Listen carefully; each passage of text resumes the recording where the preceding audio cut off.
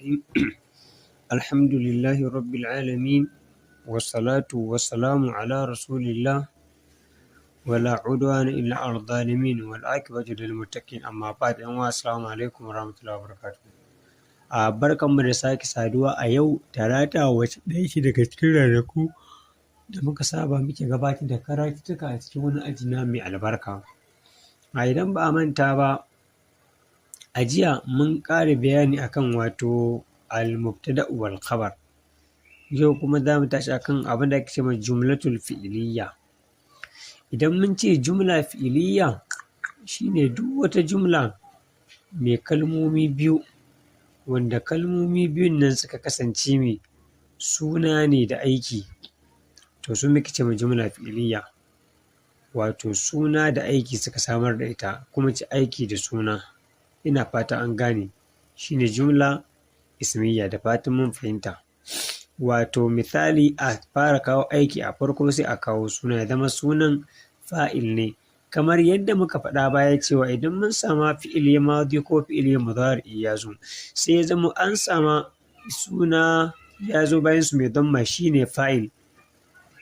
Ko dai mu ce ta kasance fi'il da fa'il, ko mu ce ta fara da fi'ili a farko. Kenan duk wata jumla wacce fi'ili shine farkonta ita muke ce ma jumla fi'iliyya.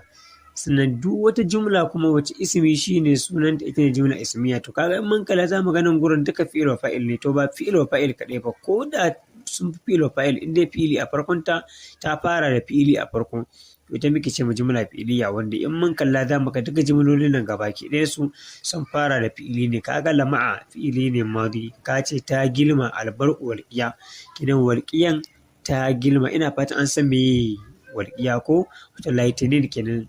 In ana ruwa za ga abin da haska walau wani abin da ke haskawan shine bi ma'ana albarku. Kaga albarku shi aiki me wulkitawa, kenan walƙiya ta wulkita. Sai awa dhi'ibu, kaga awa fi'ili ne, asalin shi awaya ne, amma sai mu ce awa saboda ba a bayyana fataha din akan alif. An gane ko? Adhi'ibu kaga suna ne. Sai yasqudu thalju, kaga yasqudu kaga fi'ili ne mudari'i ko? Kaga fi'ili mudari'i. Sai athalju kaga suna. Ina fata an gane. Ka ce wato kankaran tana faɗowa. Nan awad dhi'ibu ka ce kirkeci yayi kuka, shine ma'anar awad dhi'ibu. Kirkeci kirkecin yayi kuka. An gane ko? Wato yasqudu thalju, kankaran tana faɗowa. Kaga duka fi'ili ne a farko sai fa'il ya zo a baya. To mu da wannan magani malaci yashtaddul bardu, sanyin yana tsanantuwa. Kaga yashtaddu fi'ili ne, albardu kuma